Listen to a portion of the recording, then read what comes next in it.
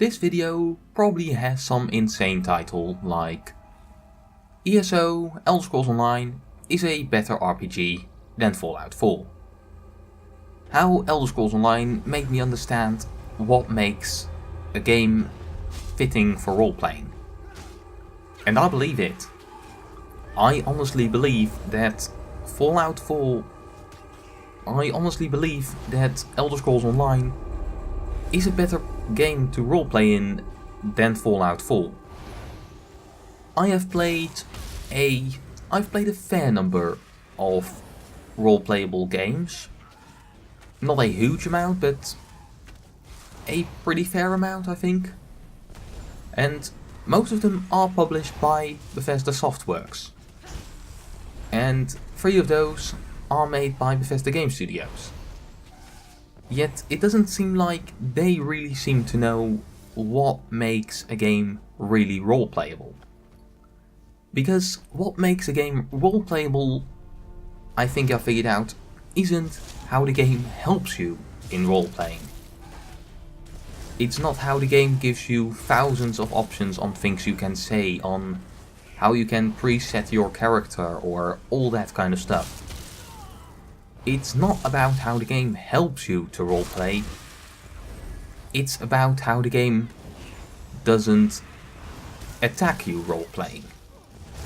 It's not about if the game basically has systems for roleplaying.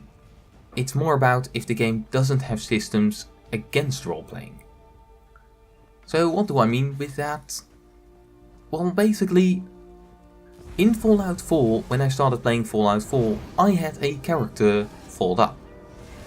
Sarah, the doctor, who would use a steady hand and a firm, steadfast view on the world, who would use her skills that basically made her a good doctor into becoming a good marksman, a good medic, and who would adapt well to the new harsh environment. But Fallout 4 really sucks if you want to make a character like that. Because how long do you think that holds up? That character of mine, how long do you think that held up? Maybe 3 minutes. Maybe. Because one of the first things you find is your lawyer's degree. So yeah, I thought, oh, it's going to start pre-war, we're going to be a pre-war character. Alright, I'm gonna be a doctor. No, I'm not. You're a lawyer. Compare that to my character in ESO. They really didn't start off with any character. It was just me and my little brother playing ESO. There wasn't really any characterization at the beginning. All the characterization is basically through gameplay. Because I'm playing a healer summoner, so I basically don't do a lot of direct fighting. I mean, of course, I do also suck the life out of the enemy, but my damage is negligible. But I'm behind the team summoning monsters and healing people up. And, well, I basically guide my brother. It's a lot of fun, but, well, he isn't really the cleverest gamer just yet. I'm kind of a dungeon master in that. I'm basically directing the story. I'm not making the story, but I am directing it. I'm trying to make it so that we have good sessions and that we pick up stories and all that kind of good stuff. So, I'm basically the one who's controlling my little brother, and I'm controlling my minions, and I'm the one that keeps people alive. So the character my character has been going, the personality she has kind of built up is... she's kind of bossy.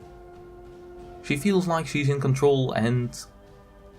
well, like she should be in control. She's the leader of the group and is really that kind of leader stereotype, that leader that really enjoys being a leader. A tad cocky because she doesn't die, because, well, when my brother and I, when sometimes we run into a solo dungeon, and that basically always ends up with my brother being done way faster than me, because he is a DPS character. But he also dies a couple times, most of the time. While I'm a healer and kind of also fill the role of tank with my summoned minions. That way we kind of have all three of the things you kind of need for a basic team going. DPS, tank and healing. So I take a long time to get through dungeons most of the time. But I don't die, so yeah, she also got a bit cocky and all of that. Basically the character thinks that I really don't need this buddy. He is not required. I mean, he's very useful, he makes things go by a lot faster, but yeah, I can do basically anything on my own. There's characterization going. But it's very basic characterization. The reason this characterization works while the characterization of Fallout 4 doesn't work is because ESO does nothing against the characterization. It most of the time only has one thing you say, maybe two, sometimes a couple, but it's generally very limited. But it's not like the character itself says it. It's a lot like my character says it in their own voice. No, I voice it, and often that means making it a bit longer. Adding a couple lines. Just adding a bit of characterization to my character. For instance, let's say that my three main characters that I had in Skyrim all basically go to a place to get a quest. And let's say we actually take the three options you normally get in Fallout. You have the option yes.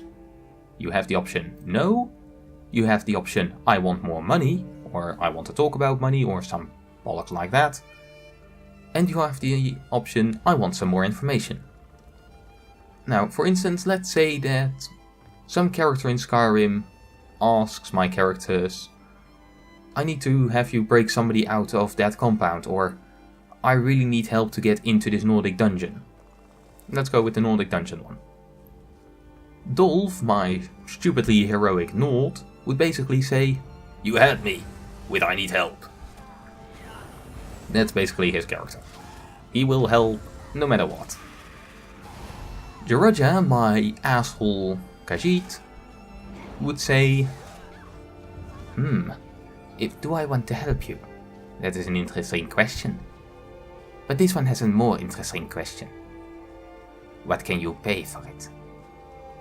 While my high elf mage with attention deficit disorder probably, or at least, well, basically the focus of a little child and a big love of magic, would say, a Nordic ruin, tell me more about it. You see, these options aren't bad. Yes, no, more money, and ask questions. They are perfectly fine.